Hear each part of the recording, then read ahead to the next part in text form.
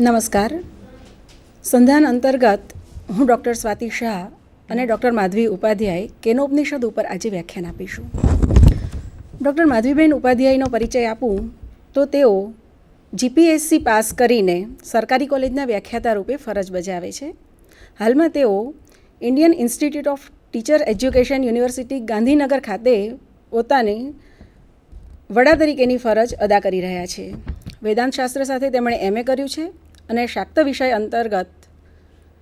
શાક્ત સાહિત્ય વિષય અંતર્ગત PhDની પદવી પ્રાપ્ત કરી છે. પ્રથમ પ્રયત્ને સ્લેટની પરીક્ષા પાસ કરી છે અને અનુસ્નાતક શિક્ષિકા તરીકે તેઓ ખાનગી યુનિવર્સિટીના PhDના માર્ગદર્શક રૂપે પણ માન્યતા ધરાવે છે. તેઓનું એક પુસ્તક પ્રકાશાધીન છે, જ્યારે તેમના કેટલાક શોધલેખો પ્રતિષ્ઠિત જર્નલ્સમાં અને પુસ્તકોમાં પ્રકાશિત થઈ ગયા છે. NCCANO તરીકે તેઓ લેફ્ટનન્ટનો હોદ્દો પણ ધરાવે છે. નમસ્તે વિદ્યાર્થી મિત્રો. કેનોપનિષદની સરસ મજાની રસપ્રદ ચર્ચા કરવા માટે હું છું અને મારી સાથે છે ડૉક્ટર સ્વાતિબેન શાહ. ડૉક્ટર સ્વાતિબેન શાહ સરકારી અખંડાનંદ આયુર્વેદિક કોલેજ અમદાવાદ ખાતે સંસ્કૃત વિષયના પૂર્ણ સમયના વ્યાખ્યાતા રૂપે ફરજ બજાવી રહ્યા છે. વેદાંત શાસ્ત્ર સાથે તેમણે MA કર્યું છે અને તેમના PhDનું ક્ષેત્ર પણ વેદાંત અને ઉપનિષદો જ રહ્યા છે. તેમણે પ્રથમ પ્રયત્ને સ્લેટ પરીક્ષા ઉત્તીર્ણ કરી છે. તેમના કેટલાક શોધ લેખો પ્રતિષ્ઠિત શોધ સામયિકોમાં પ્રકટ થઈ ચૂક્યા છે. તેમનું એક પુસ્તક પ્રકાશાધીન છે અને વેદાંત શાસ્ત્ર અને ઉપનિષદ તેમના રસના સાહિત્યના વિષયો છે. તો સ્વાતિબેન, આજે આપણે સરસ મજાના એક ઉપનિષદની ચર્ચા કરવાના છીએ. એકબીજાનો પરિચય તો મેળવ્યો, પણ તમે કહેશો કે ઉપનિષદ સાહિત્ય એટલે શું, એ જરા સ્પષ્ટ કરશો આપણા વિદ્યાર્થીઓને? ઉપનિષદ સાહિત્ય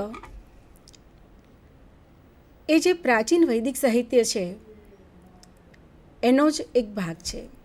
વેદ, બ્રાહ્મણ, આરણ્યક અને ઉપનિષદ એ રીતે વેદોના અંતભાગે આવેલા તે વેદાંત છે. આપણે એની એક સ્લાઇડ પણ જોઈએ કે ઉપનિષદ શબ્દનો અર્થ શું થાય છે. ઉપનિષદનો શબ્દાર્થ સાદો અને સીધો લઈએ તો ગૂઢ જ્ઞાન, ગુરુની સમીપમાં બેસીને પ્રાપ્ત કરવાનું ગૂઢ જ્ઞાન એવું કરવામાં આવે છે. ભારતીય અને પાશ્ચાત્ય તત્વચિંતકોએ ઉપનિષદ શબ્દ વિશે ઘણી બધી ચર્ચા કરી છે. માધવીબેન પ્લીઝ. ઉપનિષદ શબ્દ ઉપવત્તા ની ઉપસર્ગપૂર્વક સદધાતુમાંથી ઉતરી આવ્યો છે, જેમાં ઉપનો અર્થ પાસે, નીનો અર્થ સંપૂર્ણ અને સદધાતુનો અર્થ બેસવું એવો થાય છે. ગુરુની પાસે બેસવું, સમગ્રતયા બેસવું, પોતાની દરેક ઈચ્છાઓપૂર્વક બેસવું એવો કરી શકાય.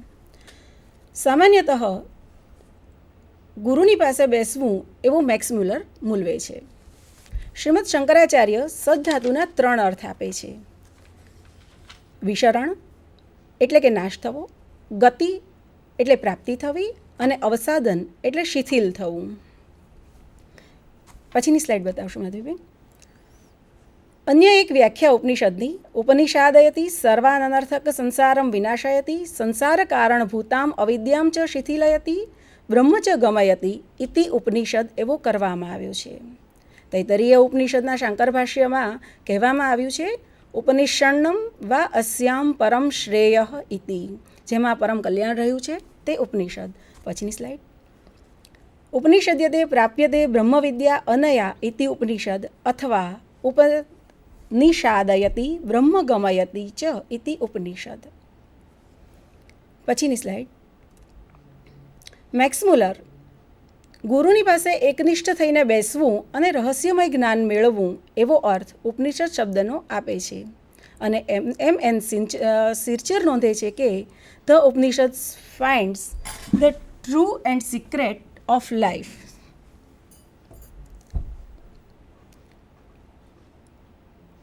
ઉપનિષદની સંખ્યા વિશે જોઈએ તો મુક્તિકોપનિષદ વેદોની બધી જ શાખાઓ દર્શાવતા કુલ સંખ્યા 1172ની આપે છે અને દરેક શાખાનું જો એક ઉપનિષદ હોય તો 1172 ઉપનિષદો થવા જોઈએ.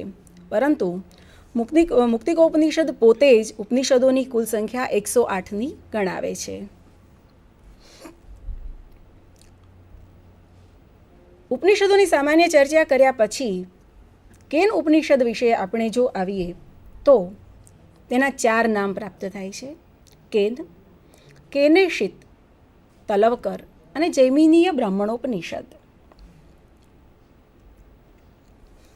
હવે માધવીબેન કેનોપનિષદનો પ્રારંભ આપણને સમજાવશે.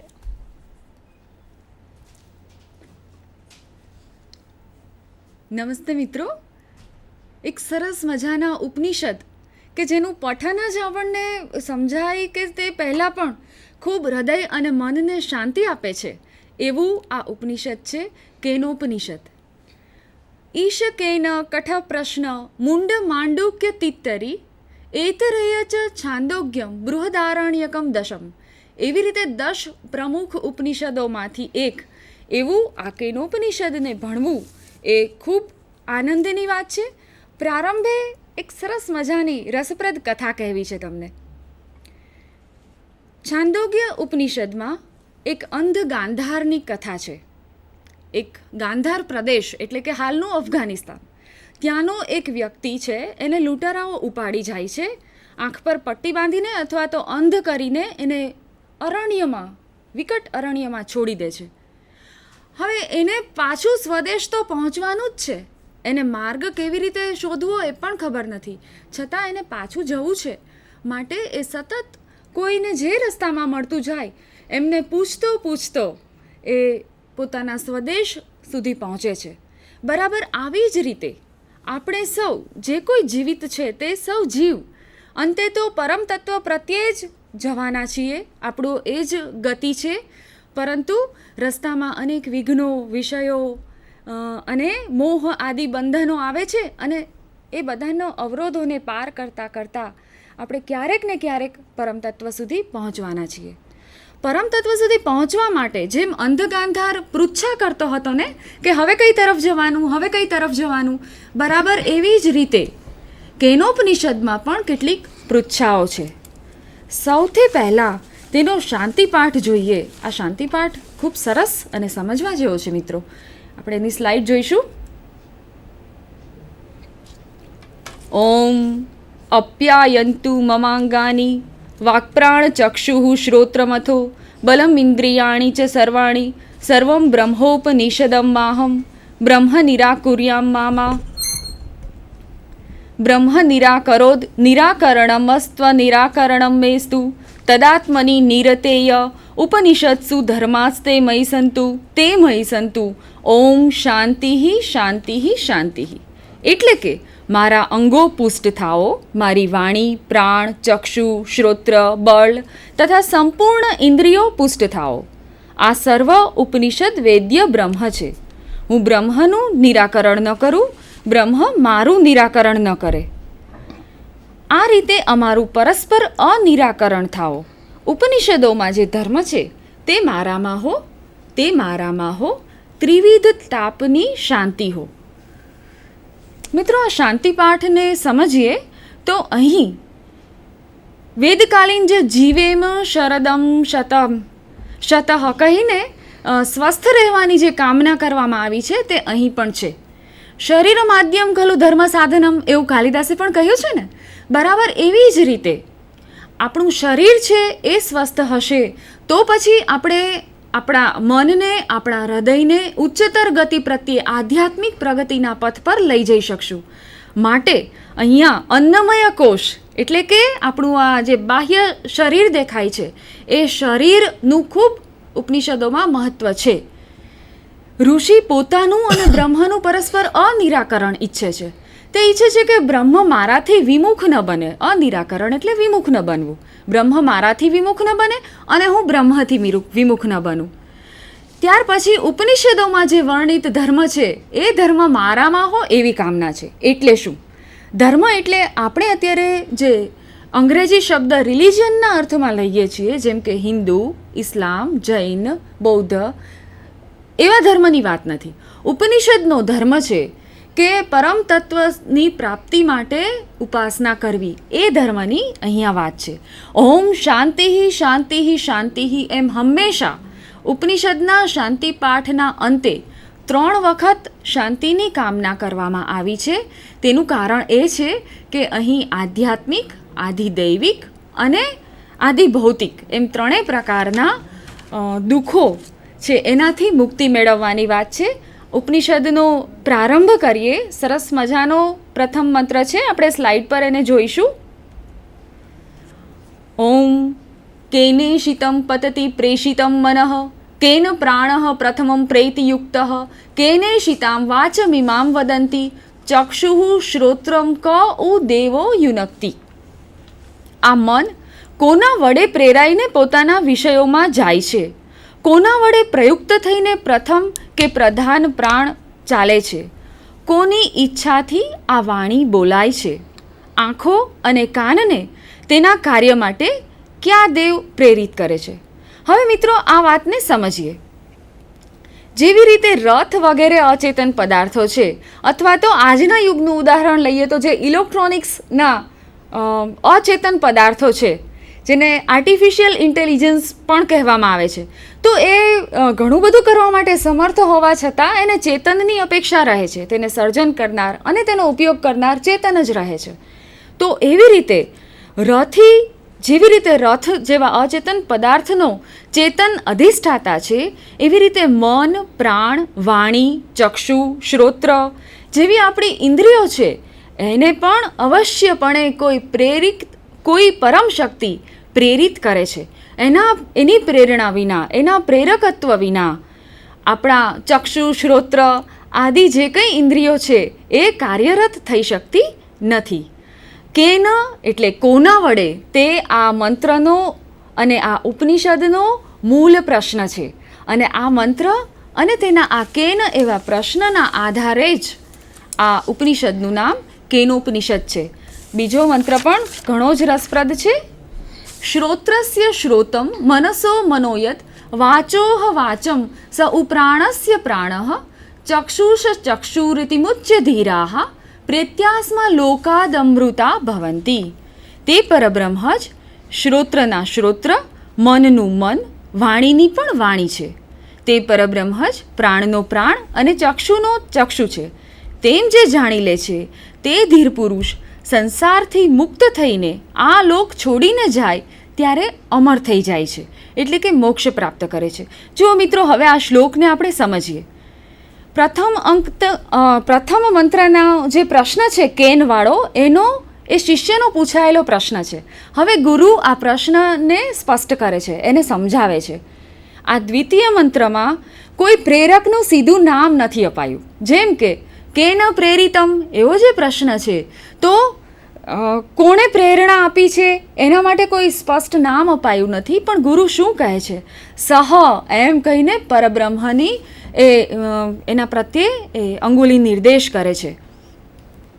અને આ રીતે તે પરબ્રહ્મની પ્રેરક શક્તિ અને સામર્થ્ય દર્શાવે છે. એની સાથે સાથે બીજું શું દર્શાવે છે? તો એની સાથે સાથે એની અનિર્વચનીયતા અને અમૂર્તતા પણ દર્શાવે છે. અહીં જ્ઞાન માર્ગ વડે મોક્ષ પ્રાપ્તિ દર્શાવવામાં આવી છે. કારણ કે જે ધીર પુરુષ આ જાણી લે છે એ સંસારથી મુક્ત થઈ જાય છે અને અમરતાને પામે છે. અમર થવું એટલે મોક્ષ પ્રાપ્ત કરવો. હવે શું કામ મોક્ષ, એ આપણને પ્રશ્ન થાય. તો જ્યારે સર્વ પ્રેરકત્વ જે કંઈ છે એ પરબ્રહ્મનું જ છે તેમ વ્યક્તિ જાણી લે ત્યારે તે ઇન્દ્રિયો જેમ કે શ્રોત્ર, નાસિકા, જીહવા વગેરે વગેરેના આત્મભાવનો ત્યાગ કરવા માટે સમર્થ બને છે. શરીરથી વિલક્ષણ એવું આત્મ તરીકેના પોતાના અસ્તિત્વને તે સમજતો થાય છે. અને પરિણામે ઇન્દ્રિયોમાંથી મમત્વ જશે તો ઇન્દ્રિયોનું વિષયોમાંથી મમત્વ જશે. અને આવી રીતે નિવૃત્ત થયેલી ઇન્દ્રિયો હશે ત્યારે જે તે વ્યક્તિ છે એ મોક્ષ સુધી પહોંચવા સમર્થ બને છે. કારણ કે કઈ રીતે મોક્ષ, એવો પણ પ્રશ્ન થાય તો એનો જવાબ આપણને મુંડકોપનિષદ આપે છે. બ્રહ્મવેદ બ્રહ્મૈવ ભવતિ. બ્રહ્મને જાણી લો એટલે તમે સ્વયં બ્રહ્મ જ થઈ જાઓ છો. ત્રીજો મંત્ર સ્લાઇડ પર જોઈશું. સરસ મજાનો મંત્ર છે. ન તત્ર ચક્ષુર્ગચ્છતિ ન વાગ્ગચ્છતિ નો મનો મનો ન વિદ્મો ન વિજાનીમો યથે તદનુશિષ્યાદન્યદેવ તદ્વિદિતાદથો અવિદિતાદધિ ઇતિ શુશ્રુમ પૂર્વેશામ યે નસ્તદ્વયા ચક્ષિરે. તે પરબ્રહ્મ નેત્રેન્દ્રિય, ત્યાં સુધી નેત્રેન્દ્રિય જતી નથી, વાણી જતી નથી, મન જતું નથી. પરબ્રહ્મનો શિષ્યોને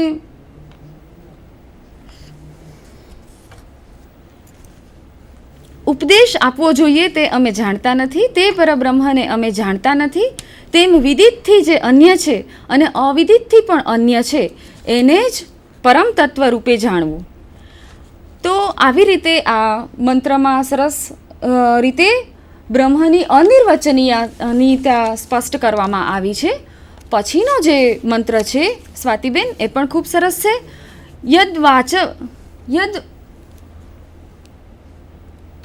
અન્ય દેવ તદ્વિદિતાદ અથો અવિદિતાધિ ઇતિ શુશ્રુમ પૂર્વેશામ યે નસ્તદ વ્યાચ ચક્ષિરે. આ મંત્ર આપણે સાથે જ જોઈ લીધો ત્રીજાની.